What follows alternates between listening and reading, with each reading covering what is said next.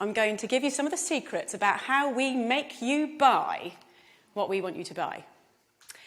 So as a marketer, when I'm first giving you a product, what's my job? Well, my job is to make you want it, to crave it, to need it, to think that it is the best innovation in food since sliced bread.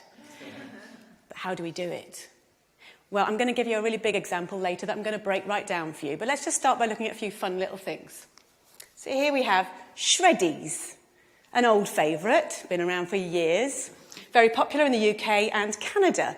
Without changing a single little thing about that product, they remarketed them, rebranded them as brand new diamond-shaped Shreddies. Food marketing genius right there. In the 1950s, there was a very important innovation in food. The instant mix cake, one of my personal favourites. When they were first brought out, all you needed to do was to add a little bit of water. Who's not going to love that? Well, actually, no one loved it. No one bought the bloody things. So they did a bit of research.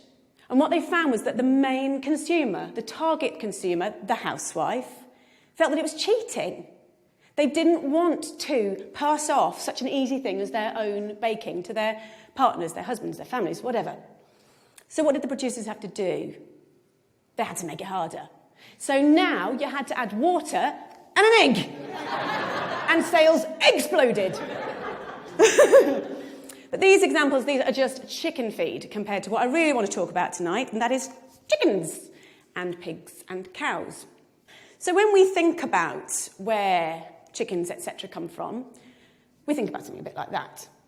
That's also our instinctive idea, but we all know if we really think about it, if we think about it deeply, it's probably a little bit more like that.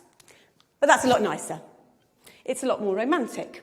So how do we give you this impression? Well, there are 3 techniques that we use. The third of which is our secret weapon, and I am going to blow it for you tonight, so please stay primed for that. Let's look at technique number 1. Everybody believes what's on the label. So let's look at some examples.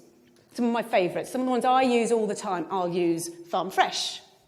I'll use 100% natural. I'll use butcher's choice. But what does that really actually mean?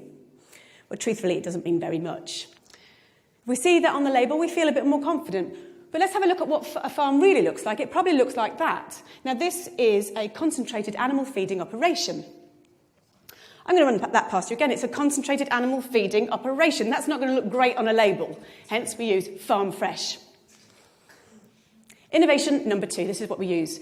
We focus on progress. Intensive farming was born out of necessity. At the end of the Second World War, resources were extremely tight. Farming had to be by necessity very, very economical. And we've learnt from that, and we've built from that, and we're able to now raise more and more animals in smaller and smaller spaces. So we've got extremely good at it. If we looked at a room of about this size, and this were turned into a chicken barn, it's a 100-seat theatre, how many chickens could we probably fit in this room now? I'm going to say about 4,000. It's pretty impressive, isn't it? It'd probably look a little bit like that. Now, the public aren't going to be massively keen on that idea, and it's my job to make them feel a little bit better about it. So how do I do it? Well, a basic principle of marketing. We use the right choice of words, and by using the right choice of words, we can make the conversation, we can focus the conversation the way we want it to. So we'll use an example like this. When you look at that picture, where is your eye drawn? It's drawn right to the middle of the page, massive letters, we've got strive to optimise. What we're looking at in the picture, in reverse, looks a bit like that, but this looks a lot nicer, because we're looking at strive to optimise. It makes us feel that there's progress. We feel good.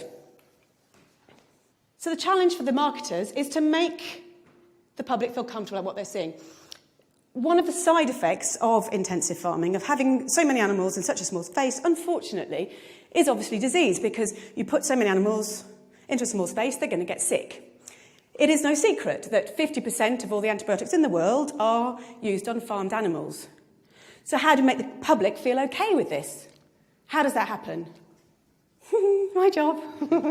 How do I do it? I use the language of innovation. So we're going back to our old friends at porkcares.org. And what they do is they say, as farming has become more efficient, veterinarians have incorporated new technologies and methods into practice. This makes us feel good. This is positive. Yeah? This is progress. And when we're then marketing to future consumers, we would perhaps use something like this. This is a colouring book. Pigs and pork. It's absolutely gorgeous.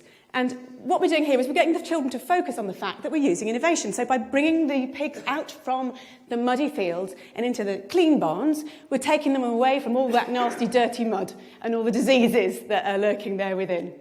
Positive. So on to our secret weapon. This is what we really need to focus on. So these two techniques alone, they are not going to work. We need a secret weapon, number 3. It is actually in this room right now. Secret weapon! It is you. So how do we do it? When you're in the supermarket, you don't want to think about where those products have come from. You don't want to think about how those animals have been reared, how they've been treated. The power of willful ignorance cannot be overstated. This is systemised cruelty on a massive scale, and we only get away with it because everyone is prepared to look the other way. Thank you.